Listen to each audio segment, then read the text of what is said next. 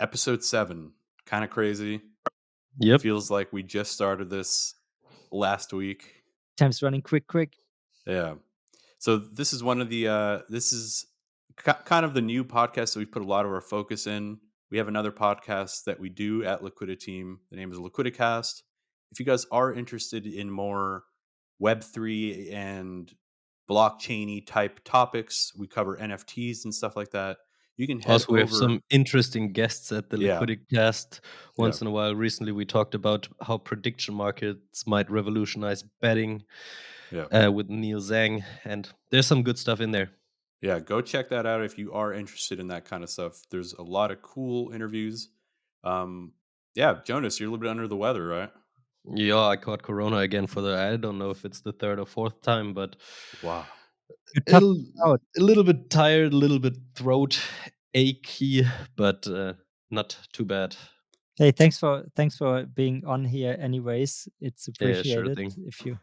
If you're getting significantly worse during the episode, let us know because of liability and so on. But don't die Just on the because- Just air. to cover our asses. Yeah, I will. No, but appreciate, and I think that goes a bit into what is also sometimes required if you want to make it as a creator, right? You have to Grit. Show up.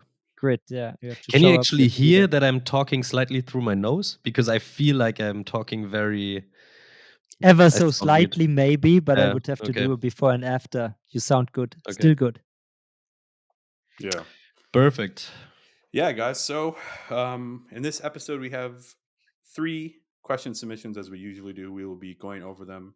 If you guys do have questions for us about the creator economy, whatever it has to do, whether it's marketing, growth, audience retention, user engagement, content creation tips, how to format a blog post, anything, let us know. It is our job to research them and give you guys actionable tips and advice. If you do want to do that, head over to unified.io/podcast. That'll be in the show notes, and you can submit your questions. There's a cool little type form. And yeah. And Guys, what unify do you... with 2 Y's. So Yes, UNYFY. That's right. So yeah. If there's nothing else to talk about, guys, we'll just head on over and start doing the questions.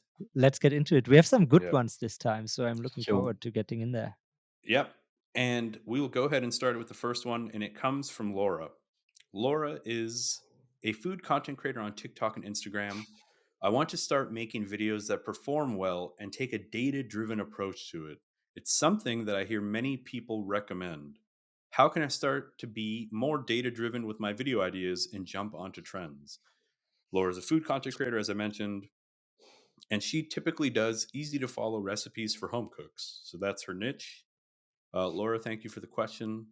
I'll try to find you and send you this episode after we do it. So yeah, I mean, I'm going to go ahead and take this one. So typically this would be kind of in Thomas's wheelhouse as like a food based thing. But I think because she's using mostly TikTok and Instagram, I'm going to go ahead and swoop it.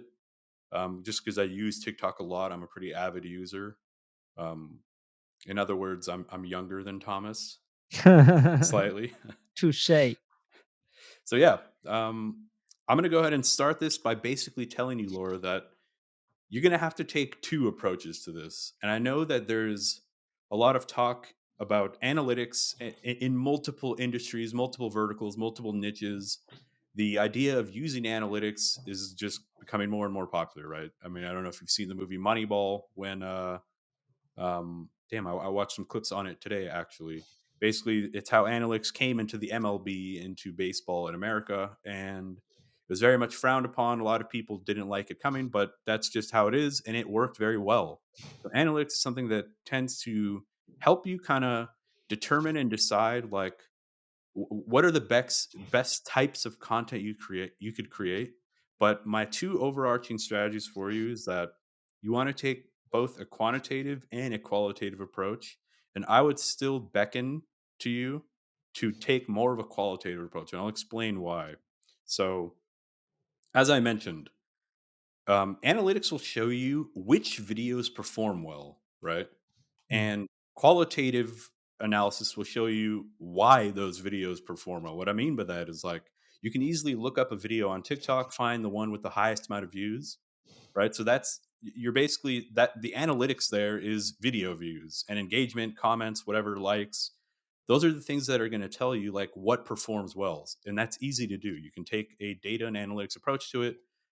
You can kind of and one tool that I like to use for that is called socialblade.com. It's the one-stop shop for any type of social listening or social analytics. You can basically type in any user's account and you can look up a bunch of different metrics about them. So if you're completely new to analytics and you don't know much about it, essentially what it means is what types of metrics about a person's content or their channel can help educate or guide future decisions, right? So it's just seeing things like I mentioned, view rates, watch time, likes, comments, all that kind of stuff. Those are analytics.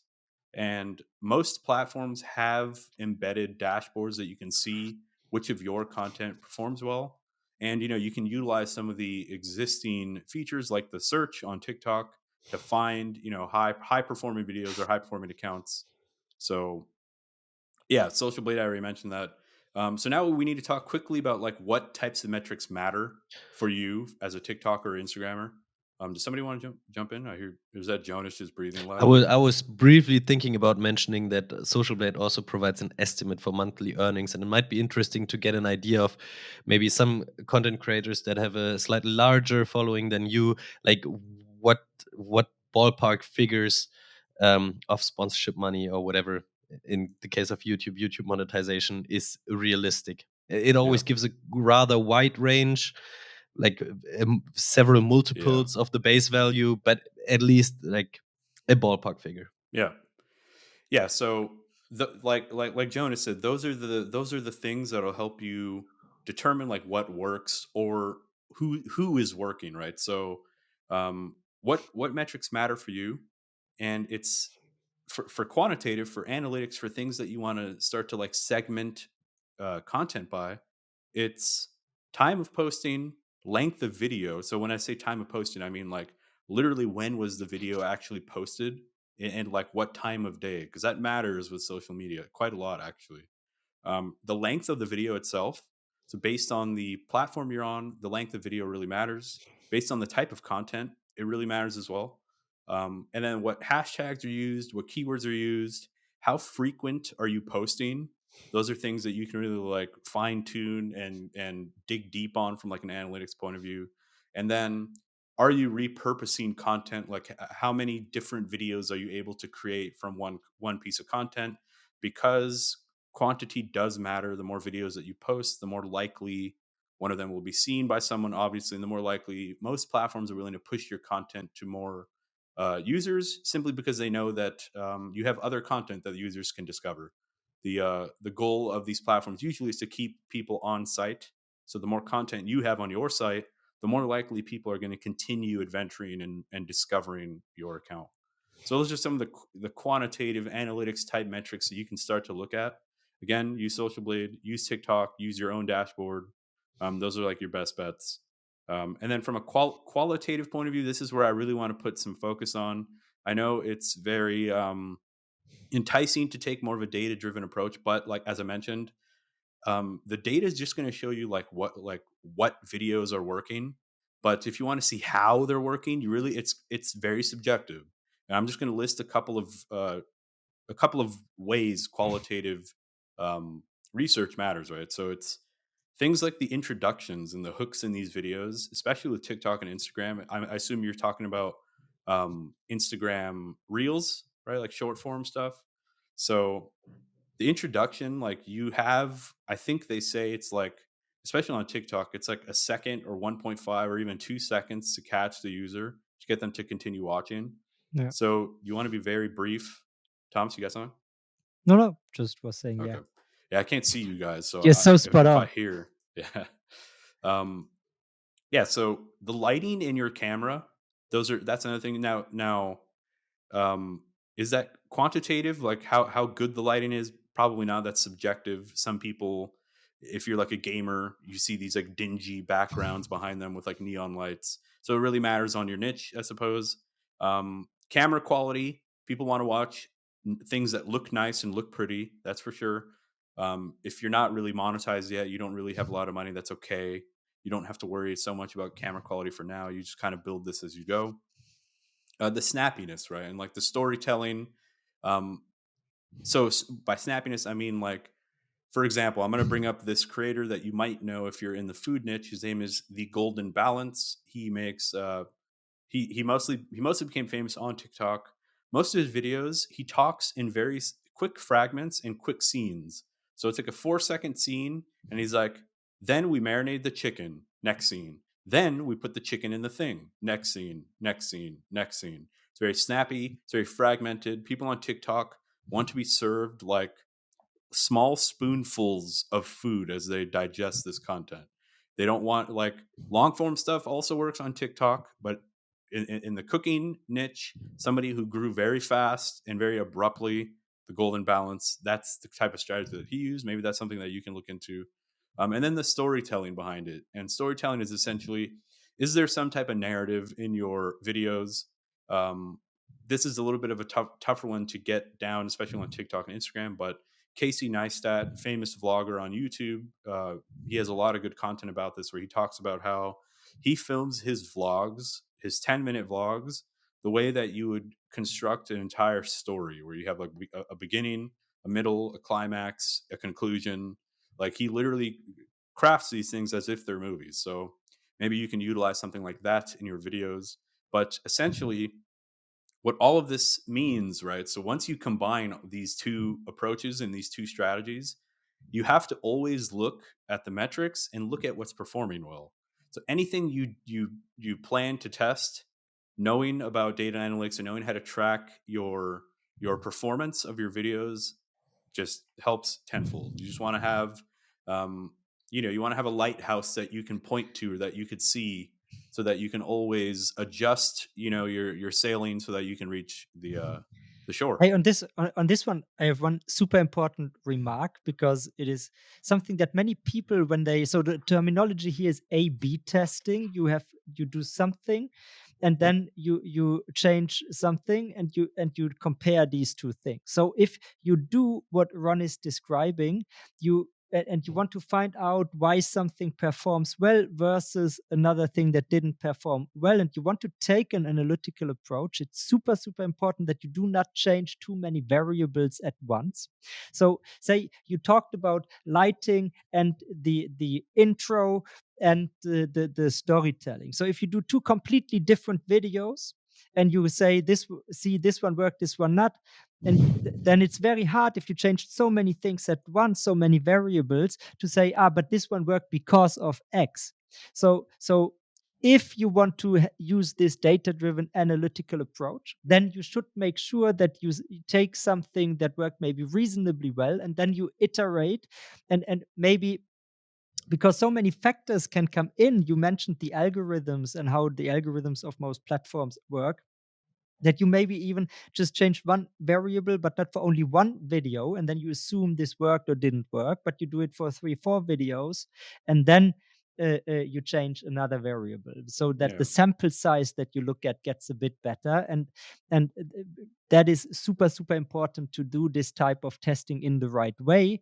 And I guess that was just important to Yeah. mention. One, go ahead, sorry. No, that's a perfect point because the golden balance, the TikToker that I mentioned, he literally did this in his videos where he was messing around with intros. So most of his videos were the same for a long time, but I noticed that he started to do different intros. So at the beginning, his videos were like, "What's up, guys? Today I'm going to make a real Arabic style chicken shawarma sandwich," and then he would get into it.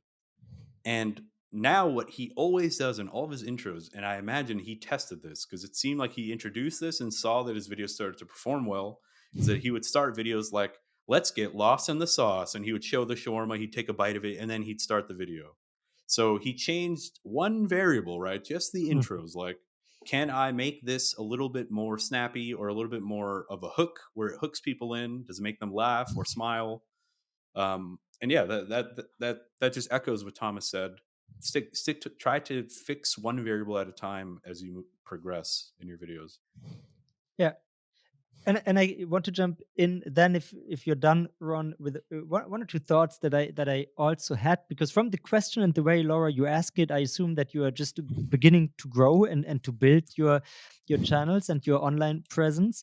And so it's really good to use analytics as a tool, but also be aware of the limitations that you have with respect to doing analytics super well as a single individual creator, which I assume, unless you have a big team, which I don't think you do, and also the limitations of analytics itself, especially when it comes to growing your presence, because what most data at least is very good at telling you is the how your stuff works for the people who are already in your audience, but it doesn't tell you how your content works with the people who are not in your audience, right? You can see if you have like 1,000 followers and you see this video did extremely well among these 1,000 followers, that's great. But if your goal is to reach 500,000 followers, then probably maybe the 1,000 are the good basis to grow on, and this will make the other 499,000 also happy, but maybe not, and you don't know this. So as Chances are it's not representative yet. exactly, and so that is where then something like, but social blade really is only a rough starting point for this, like analyzing competitor data.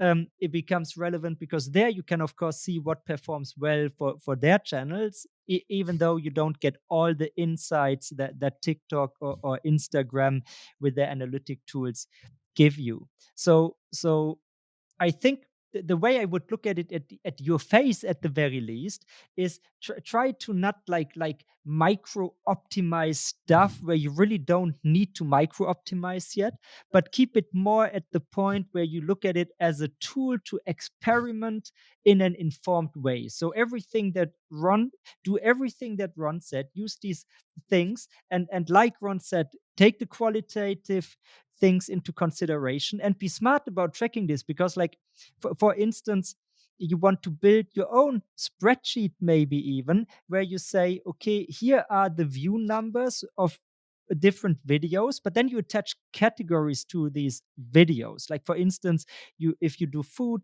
like here's sandwiches, pasta dishes, rice dishes, and so on, and then you look at trends between these categories. That is not something that comes out of these analytics tools by default, and you have to be a bit smart about what data is interesting to you. But this could be one thing to test for, because some of the numbers you get out of the box, they are nice, but the context of the numbers is so important, and the qualitative aspects that Ron mentions, that you need to put together with just the mere numbers. Mm, Yeah, and I think with TikTok specifically, like some specific advice for you on TikTok is that um, trends are super important, extremely important. And what I mean by that is like if there's a specific song or even a filter that's very trendy, you want to try to include that in your content. I've seen people add songs to their videos where it literally has nothing to do with dancing or singing. It's just the song playing in the background because you now know that your video will pop up when somebody clicks on the song, mhm. because then it'll show you all the other videos that have sampled that song in their video. So that's just a note. You need to follow trends, and where the data comes in, you need to be able to find out which of those songs are very popular, right? Which songs are the hottest right now, which are the most people searching for. So you Would you want to do use that? TikTok's interface and their search feature, their discovery feature to find those things. Can you is there like sort by appearances search function on TikTok? Like if you search for a song? It typically populates with the most viewed stuff at the top, Mhm. not in a perfect, descending order, but you'll see most of the hottest ones at the top and then scattered throughout. But I'm sure there's online tools, third party tools that track all this stuff, Yeah, yeah. like Yeah, songs, search volume, and all that. And So, yeah. Something that I would specifically still recommend, uh, that you put together, the data point that is most relevant for you is like what type of content makes people start following you, and that is not always super clearly measurable. I don't know how it is on TikTok, but pretty much on Instagram, I'm sure that you don't get like referrer data like you could do with web analytics. Like people saw this and then they started following you. So you usually miss on most platforms this specific context. But of course, you can look at timelines of when stuff was published and when did you get growth on your profiles on your accounts.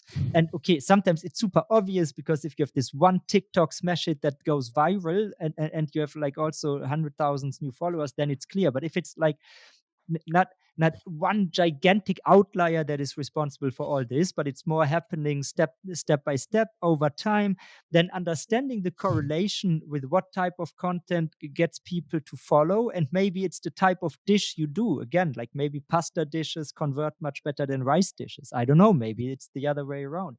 Or maybe it's not this, maybe it's like in the hook and the style you present it. And getting a good grasp on this, I think, is the one single most important thing for you as a creator in the growth stage. Yeah, and I think taking what Thomas said and applying it, and you mentioned it earlier, Thomas, with the competitor research. So those are literally two completely different practices, right? You can apply that stuff to your own content to find what's been working or what works, but when it comes to researching your competitors to find what works, like, dude, I have like a pretty Jeffrey Dahmer moment or confession to tell you guys. So there's this dude that I've been Mm. following on Twitter.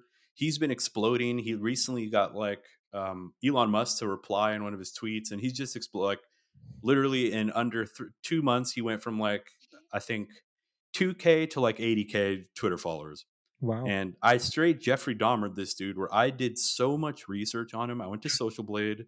I looked at where he got these big subscriber spikes. I went to his timeline and scrolled all the way down to see what he was tweeting at the time. I somehow tracked him down and found his actual name because like 3 years ago he tweeted something about his younger brother. So I went to Facebook and typed the last name. Oh, Crazy. wow. I went Real full stalking efforts. What was his last name again? um I don't want to say it Wolfgang? on the Yeah. pod because I don't want to Yeah, I yeah, don't yeah. want to Don't do it. yeah. But basically there's a Twitter account and Yeah. he's anonymous, right? And because I wanted to reverse engineer how what's his unfair advantage. Like the reason I wanted to find the real person because I wanted to see what his background was. What did he study?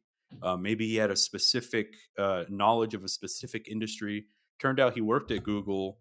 Um, he was like a product manager at Google or something. I'm like, okay, that's where the knowledge of like the tech industry comes in. He kind of and yeah, I just wanted to like reverse engineer how this guy kind of went viral. Like what types of stuff was he tweeting? Mhm. Like who was he using ad mentions? Was he using replies? Was he doing a lot of like engaging on other people's threads or tweets? Because I wanted to reverse engineer exactly like trying to quantify the virality of his account, right? And like, the takeaways that I came from that was he was just like consistently tweeting like 30 times a day. He was Wow. creating, yeah, he was piggybacking off of trends. So in our last episode of this podcast, we mentioned some dude named Soren Iverson who makes like fake UI product updates of like famous apps where he'll make like a funny product update. And this dude that I'm talking about basically took that idea and applied it to his industry as well. And he Mhm. he gave credit to the originator, um, and he was just really good at like publishing routinely in large quantities, following trends, and being zagging when everyone else is zigging or whatever the saying is. So like, yeah, so do something similar. Maybe you don't have to go full Jeffrey Dahmer, serial killer mode, but reverse engineer how your favorite creators were able to get famous. Try to find those moments of like hockey stick growth and try to see, what tweets or what types of content or what TikTok videos they were publishing at the time. So literally just taking what Thomas said and apply it to competitors as well. Try to pinpoint those moments of viral growth. And one more like technical kind of recommendation is like with the types of metrics you get on basically all platforms, certainly on Instagram and TikTok, you get like some sort of engagement metric, right? Like likes, comments, shares, and so on. And all these algorithms are really interested where after you publish in like the early engagement that your content gets from your audience.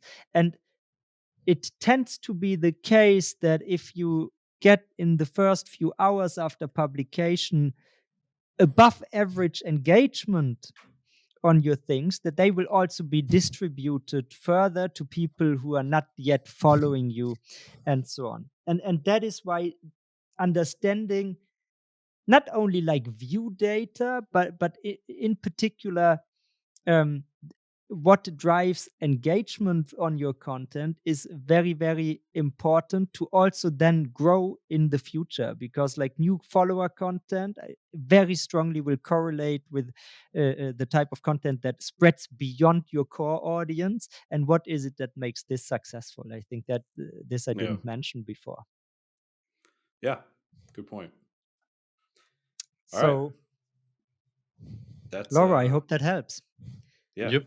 Hey, and if you found this helpful, then of course we are super happy if you spread the word. And I do have another little remark for the people sending us questions, which we are ever so happy about that you do. So we have something interesting to discuss. However, a trend that I'm seeing lately is that some of the people who are writing us and they are clearly intended to grow, they forget to mention their channels and their account names, which for one makes research a bit harder. So please, if you do send us a question, include this detail so we can stalk you a bit more, and we can of course also make a shout out. And on that note, if you go to unify.io/podcast, you will find the nice form where you can submit it, and we now included some fields that you don't forget it, and we make it easier for you to give us the details that help you on your creator journey as well. So yeah, drop us a question, use the form that you find on unify.io/podcast.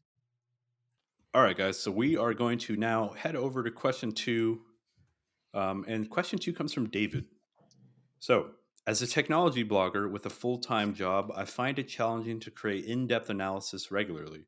I want to provide my audience with the most up-to-date and relevant information on emerging tech, but it's hard to keep up with the latest trends and developments in the tech industry while balancing my job responsibilities. How can I stay on top of the latest trends and developments in the tech industry and ensure that my writing is always high quality and insightful without sacrificing the quality of my work and my job? David's a tech blogger, and he writes mostly about new and emerging tech with a focus on their impact on society. And David is having issues juggling creating good and valuable and insightful content and the amount of hours he spends in his job. So, who wants to go ahead and take this question? Yeah, I mean, I can take a start. So, firstly, would be interesting to know what your job is, David, because maybe there's even some intersection where you can combine the two. Like when Yeah. you need to, like if your job is somewhat technical and you have to do some research anyways, then basically you can distill what you did on the job later on for your private writing. Since we don't know that, let's not make that assumption. Um, but generally, I would suspect if you enjoy writing about tech, probably your job is somewhere in this domain and not the complete opposite. Maybe there is some bridges that you can build that make life a bit easier for you. Then another thing, I guess none of your followers would expect you to focus really every topic, to cover every topic. Simply, you're not a news organization, you're not a major tech outlet. So I guess my advice would be to really focus on the stuff that you're very interested in personally. Maybe not be directed too much by trends. Obviously, if there's a great trend, maybe that's a good topic. But if there's no intrinsic interest that you personally have, probably also your content is going to suffer a bit. Whereas if you're passionate about it, it's probably going to be a bit easier, maybe also even easier to put in the extra hour at the desk while, yeah, since you had your day job. and came home late. And I think there's a few good examples of this.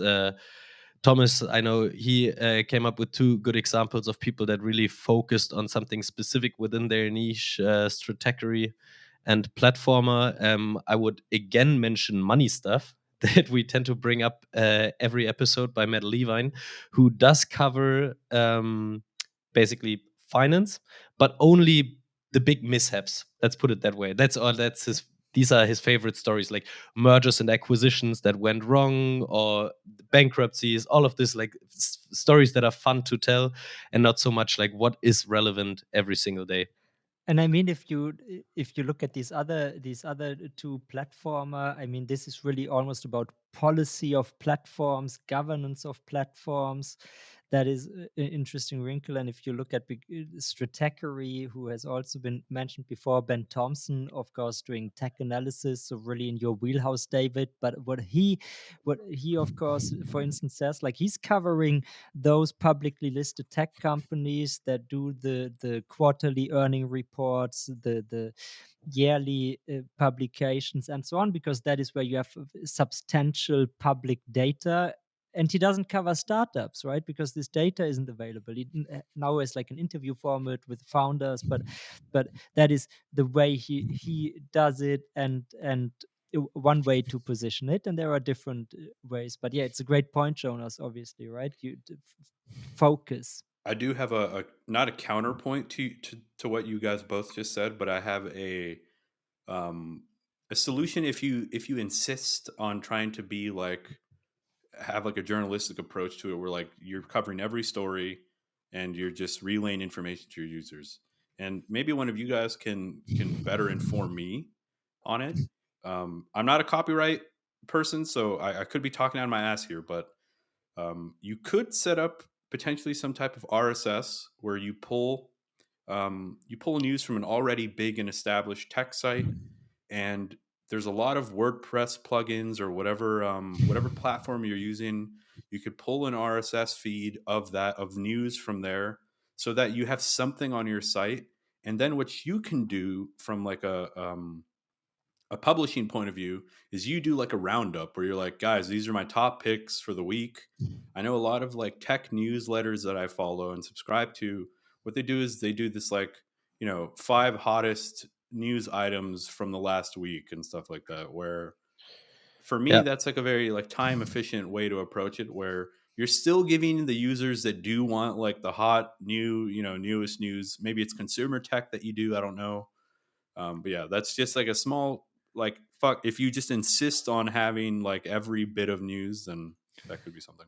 Yeah, There's but I also a think that great is not. example of this that is called Ben's Bytes. He does a newsletter, daily one, on AI and new AI tools coming out and all of that stuff. And usually it's really a, let's say, 10-line summary of the article. Hey, that's the gist of it.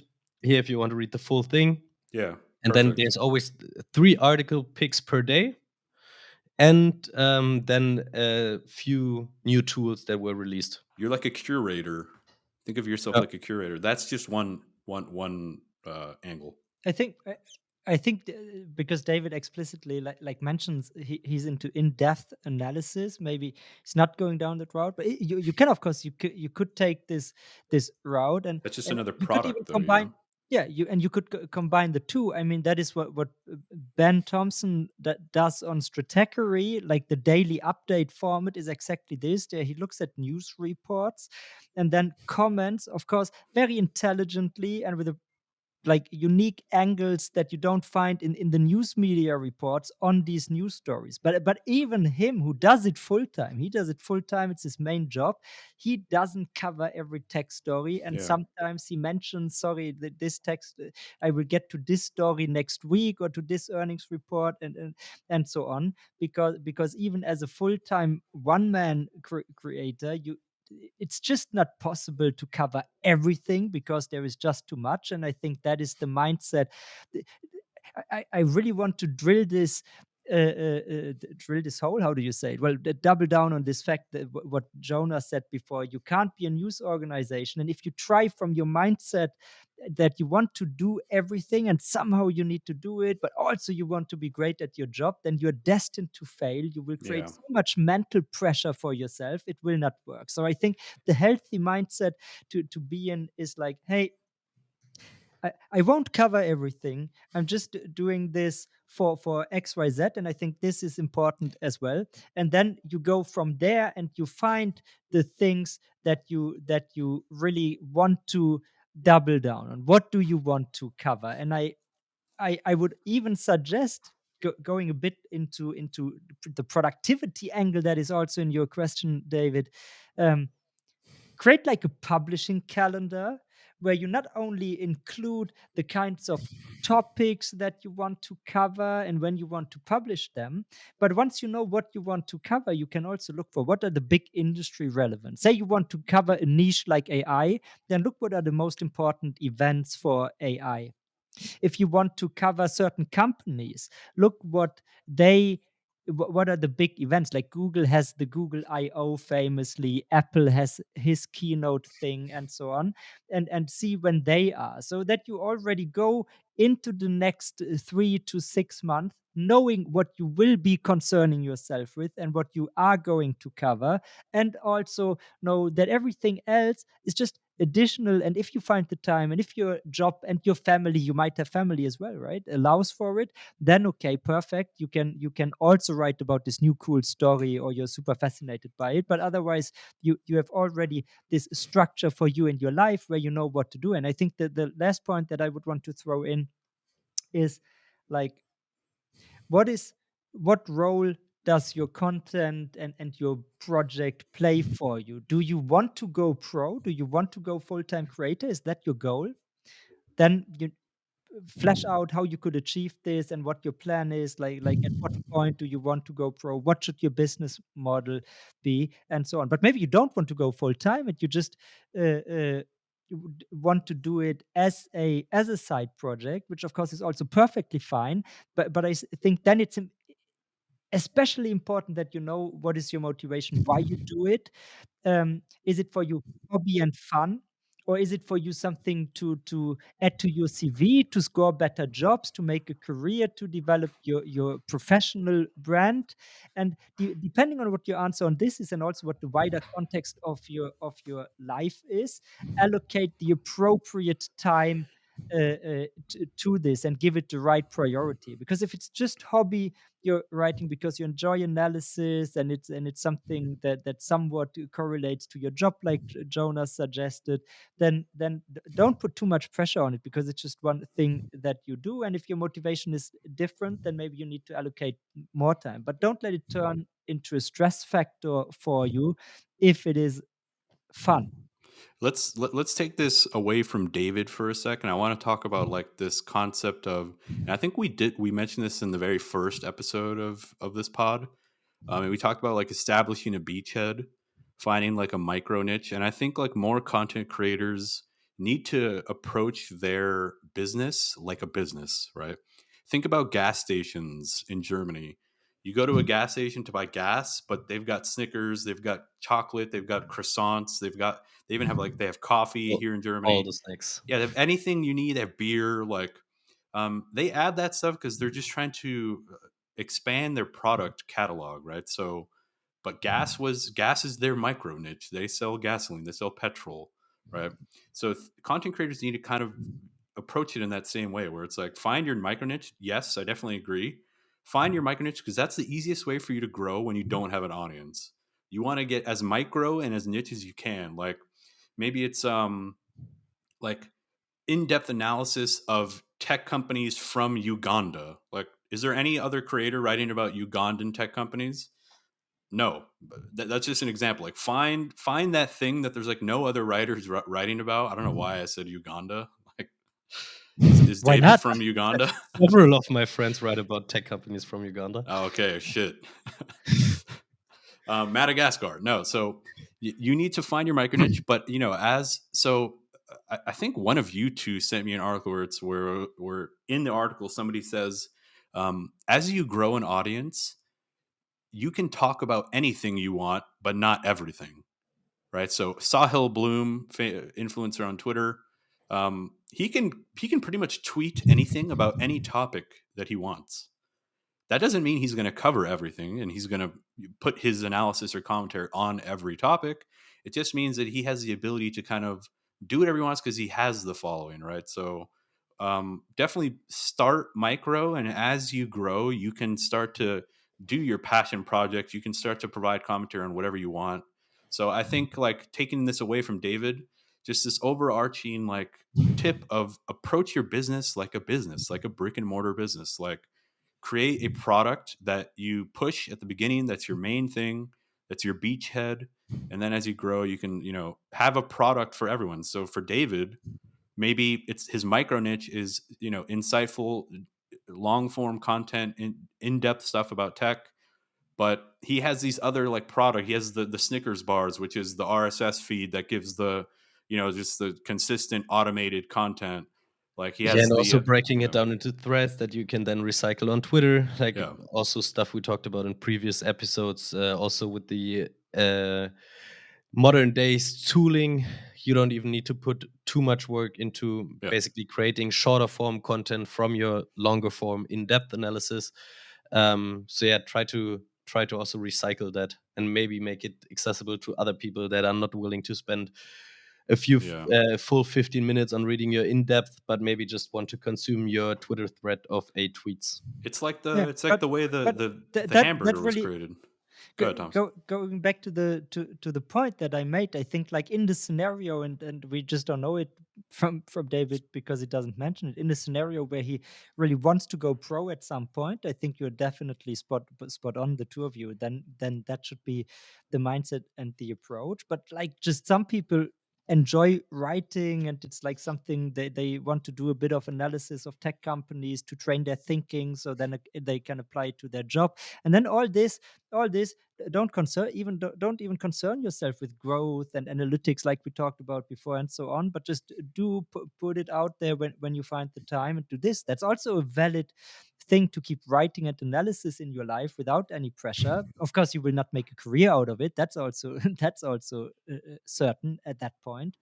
But I guess finding for your the right space in your life for the type of creations you do as a general thing makes a lot of sense, and not everybody can and needs to go pro. Thomas, I tend to agree with you, and most logic agrees. But I will say this: um, m- if your content starts to grow and people start to listen and retweet your stuff and like your stuff, and you can potentially even monetize it, that'll make you want to continue creating it, right? So Sure.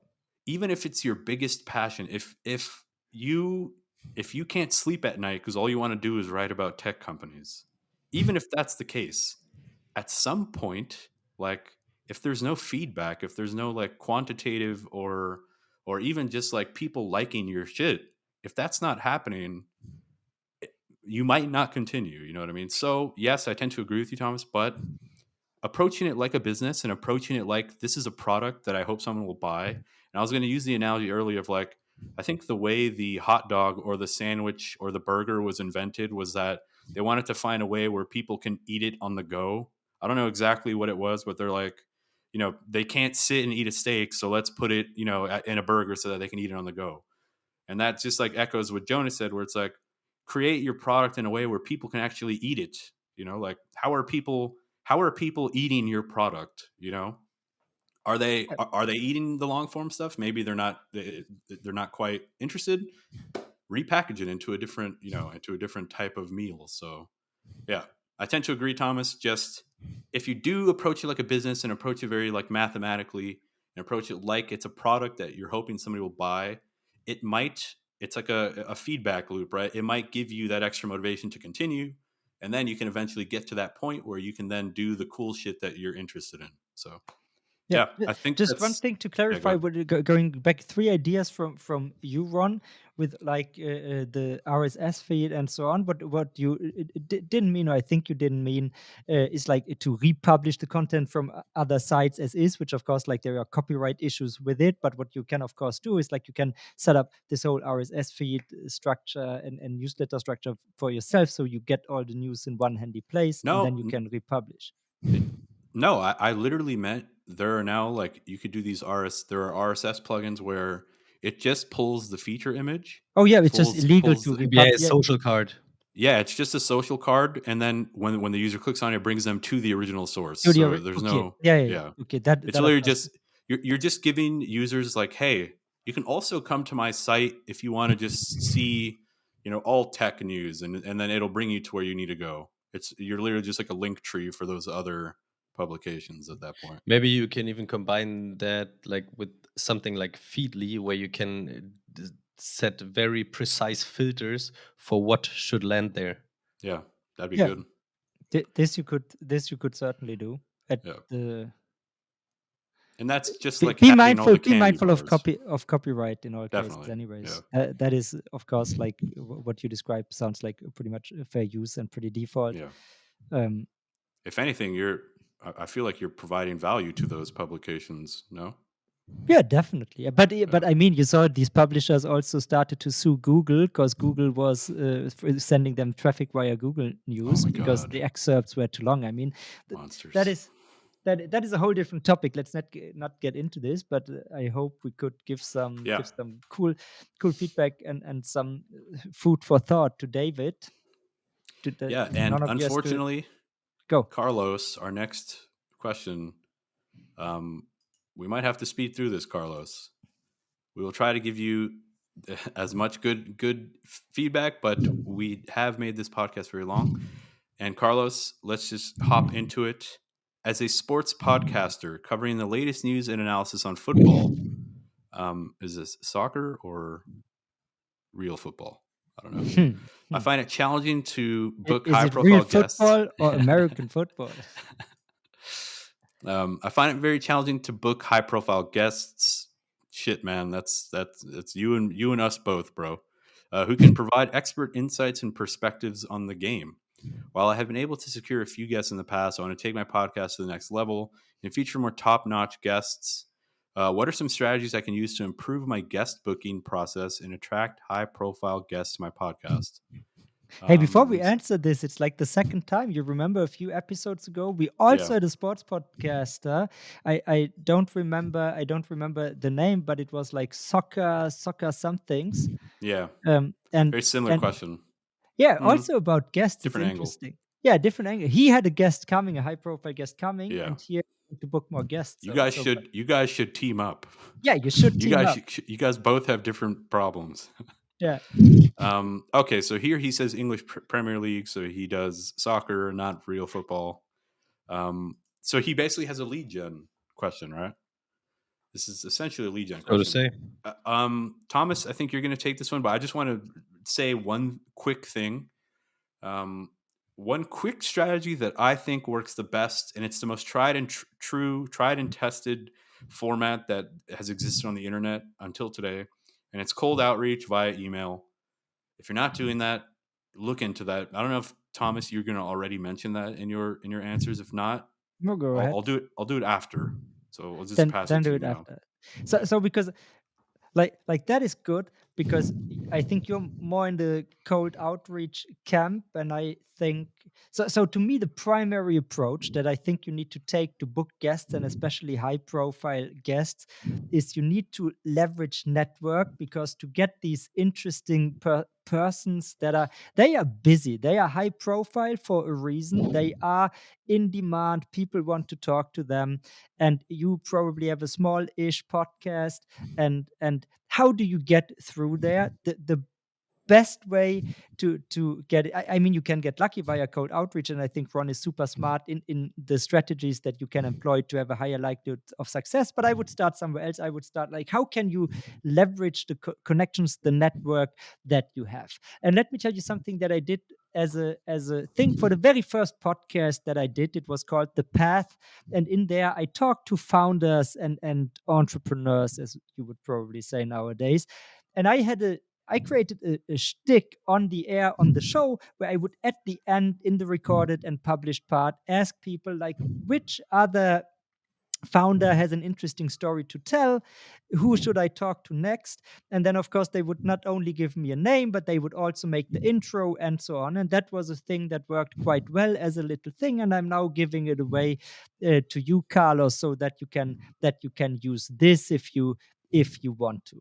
That's something how you can really create via having people on the record talk about it, even up the ante from just after the recording, ask them who it is, but then make sure they make the intro for you. But Thomas, what That's what a pretty if good what take. if Carlos doesn't have a network or any leverage? Okay, yeah, but I mean, he had first guests, so guests know somebody, and then you can go from there. I mean, if he now Yeah. reaches out to all the guests, at least the ones who were happy and liked it, then he will still get intros, and maybe he wants to do it on the air. But just that's something that that I used, and and the next thing that I would definitely recommend, it's very obvious, I guess, it's like use social media to connect with the type of potential guests that you would be looking for and build relationships with them over time. And I think the best place to do it, in my opinion, is Twitter, especially because like the public personas, podcast guest potentials, you will find them on Twitter. And what I would recommend to you is, of course, start following them and then sometimes engage with their content and share. Sometimes maybe share their posts so they will be aware of you, and then at some point you can reach out to them. But there is something that I would recommend as a very particular technique, and something that back in the another thing that I did for a while is a blog, attentionecono.me. I think I mentioned it on here before. And at one point I wrote something and it did get published and linked to from both the Bloomberg Daily newsletter and the Financial Times Daily newsletter. And I did a very stupid thing, but it worked very well in terms of raising attention. So there is this Bloomberg guy. It's not Matt Levine this time, and I'm blanking on the name. I will maybe check it later. So I wrote he wrote a tweet where he said, wouldn't it be funny if Facebook had a coin? It was before, what was the Facebook token called? Libra. Libra, that's it. So before Libra was a thing, he had this idea and said, hey, cool, I could imagine Facebook had a coin. And I thought, because it was right in the wheelhouse of what I was doing at the time with attention economy, I said, let's write an article. Like usually I was also doing more stuff in the analytical vein, but I thought, let's make a hypothetical piece of how this could play out and what would be interesting. And I wrote it, and even though he's like one of these six-figure followers on Twitter guys, because I guess I replied to him. I used Twitter to raise his awareness to, hey, you had this cool idea. I wrote an entire piece about it. And of course, I was a bit lucky that this crossed his attention threshold, but from then on, it made it into the Bloomberg newsletter, then the Financial Times newsletter. So, what can you take from this?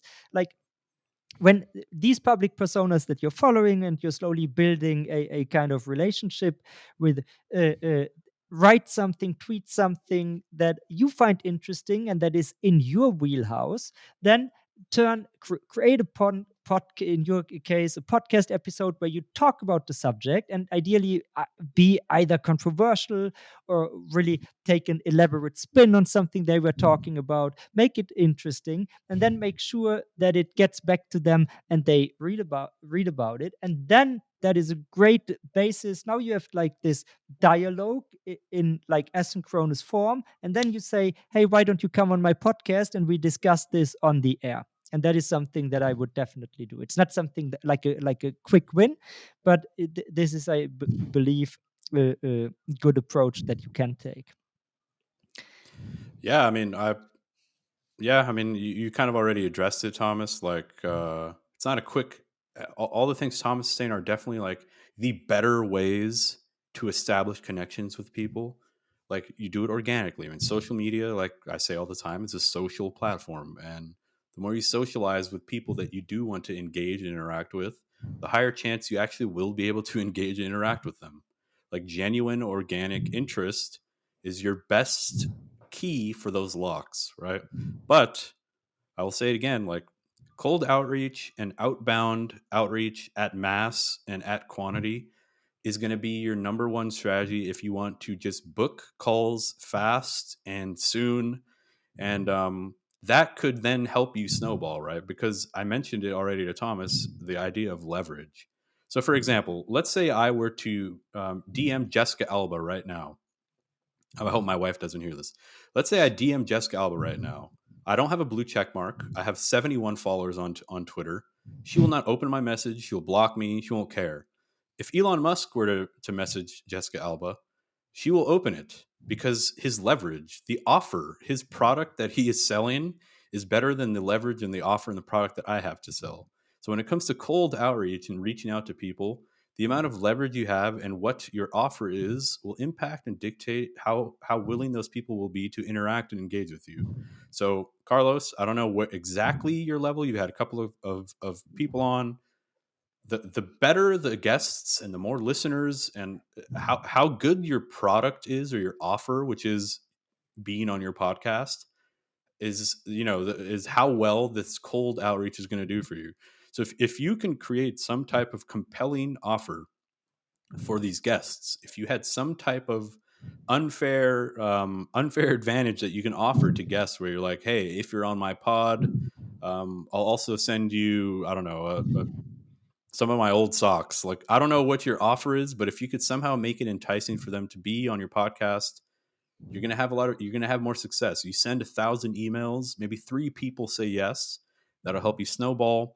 The next time, maybe it's 6 people, then it's 9, and then it's 12. Your offer gets better as you have more guests and as you have more episodes. So success grows over time, and the more cold outreach, and you can also do this in a manual way, right? You don't have to use like a cold email scraper or anything like that. You can just do it manually. Just look up people that you want on the pod and send 20 DMs per day, and eventually someone will say But yes. not to the same person, right? But the 20 No, DMs. same Always person. the same. Oh, Yeah. No, I'm kidding. Yeah, 20 different creators maybe have like some type of segmentation strategy in your mind where you're like, all right, I'm going to try to start slow, people less than 10K, but more than 1,000 followers. And yeah, like start slow, build up over time. Maybe you have this like 1 million follower Twitter account. That's like your lighthouse. You work toward that. I don't I know. mean, once Maybe upon a one thing time, there maybe was one no. thing I would love for you to find out and then report to us how it went. Me or If Carlos? no, Carlos, uh, if you send an invitation to a podcast via physical mail to an office address, Oh Hmm. I wonder if this does. It could either be a complete joke and like you don't get any replies, or people think, hey, that no, pen and paper invitation to a podcast, maybe that feather does and ink. convert. Send it with a microphone, a USB mic Yeah. already in the package as well.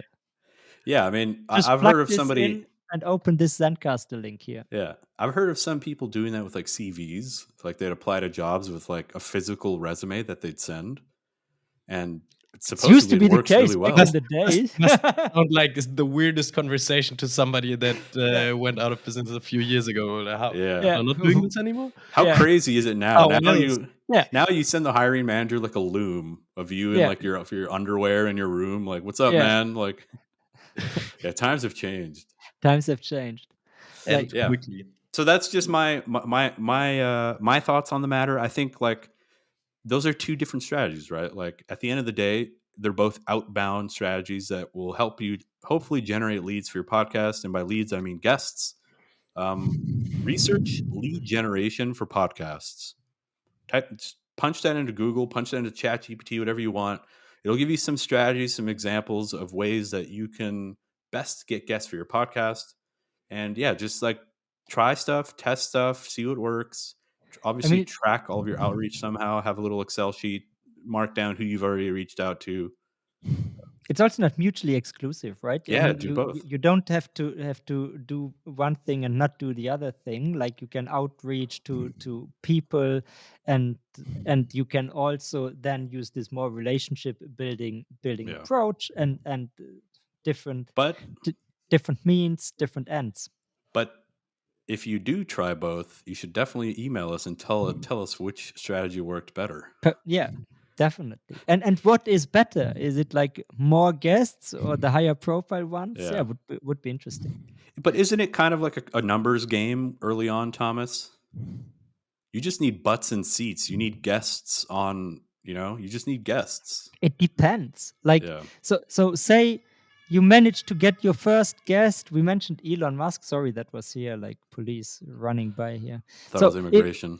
if you manage to get Elon Musk as your first guest, then of course, like all the others will come as well because say this guy had Elon Musk. So that is also something Yeah. to consider, right? If you have guests, but guests nobody knows, then nobody who feels entitled. I mean, not Yeah. everybody who has a big following also feels entitled, but a line of reason that you will encounter is like, okay, are these guys like in my ballpark that I estimate is my ballpark of importance and so on, and these games definitely are played by some, and the bigger the names you already had, the easier it gets to get the good get.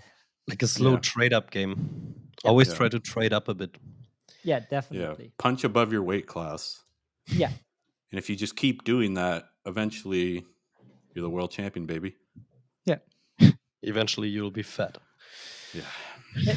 A- All right, and I guys. mean, and I mean, what of course, like we didn't mention one thing that I think we still need to throw in there.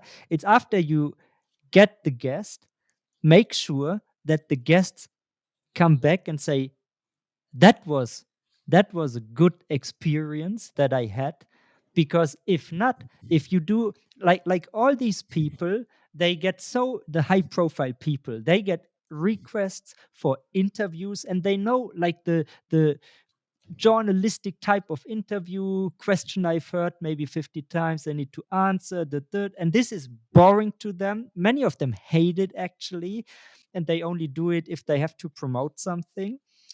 And what is super important, and we talked about this in another episode, so I will not go too deep on the details, but like if you can manage to get a conversation with them, like where you show you know a lot about football and analysis, you come from a different point than most people who work for 2 years in the sports department at a newspaper, but they dream to be the political correspondent, right? You are a football nerd, and if you let them feel it, and if you make it conversational and interesting to your guests, that is great, because not only will the product be better, but you're much more likely that they will recommend you to their friends or open doors for you. So don't forget Yeah. this part. And Make it just good. just look up Joe Rogan, Howard Stern. Look at how they conduct these types of interviews, how their execution is. Like that's just best practice in general if you're a podcaster or any type of uh I wouldn't say journalistic profession, but I guess it kind of is, right? Just Yeah. look up those are the goats, those are the greats in podcasting and in radio in general. Look at how Long form they audio yeah, conversations. there you go. Exactly. So look up the goats and see how they do it. Sean Evans, he does the Hot Ones show on YouTube. Um, One of the best interviewers. Everybody loves his style. He does do questions, but he doesn't ask, like Thomas said, the very like media PR trained questions, or the dog shit interview questions that you can find from a Wikipedia article. And yeah, Yeah. Carlos, hope that helps, my friend. Um, if anybody doesn't have anything else, we will wrap it up. Let's wrap it up. Think that's it. Sorry for being a bit quiet today. It's okay. Um, Where Jonas can is the under the people weather, so find this? Where can they write this? And so what can they do? you could find the Ace podcast on YouTube. You can find it on Spotify. You can find it on Apple. You can find it on a couple of other Pod, underling platforms. But for the most part, guys, watch it where you like to watch it. Video form is also available on Spotify now. Please give it a like, give it a follow, give it a share with a friend. Give it a review wherever it can be reviewed. I think Apple Podcasts. Apple Podcasts. You Yeah. can also, of course, like on YouTube, this little Yeah. Like thumbs and up sub button. and That's super comment. important. Comment. Comment. Yeah. Maybe Give your go to some All of the our engagement. good other, stuff. go to Just all some, the good stuff. yeah, go to some of our other videos, like it, and then like create new accounts, like it on those new accounts, comment, And also subscribe. because I can't keep doing that. All right, guys. Well, Also That give us that's good. questions. yeah, And one more, no, actually two more things in the self promotion department, which if you're still around, I guess we're entitled to do it. So one, if you want to discuss the questions that we discussed here with us, if you have different takes, if you have more information to add, go to our Universe app, which you find on app.unify.io. Again, Unify with two show notes. Y, and there you can find every individual episode, and you can comment, give us your takes, let us know what you think. If we missed something, that is really cool.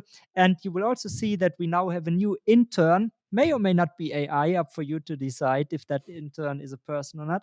But we start to create more posts where we distill the essence of these conversations into readable resources. So check this out as well. And last but not least, sign up to Unify. In the end, we are building Unify as a solution for you out there, the content creators who want to be independent, own their own business, and be successful. So sign up for Unify. That is the top way how you can help us out. Yep. All right, guys. See you next week. Bye bye, everyone.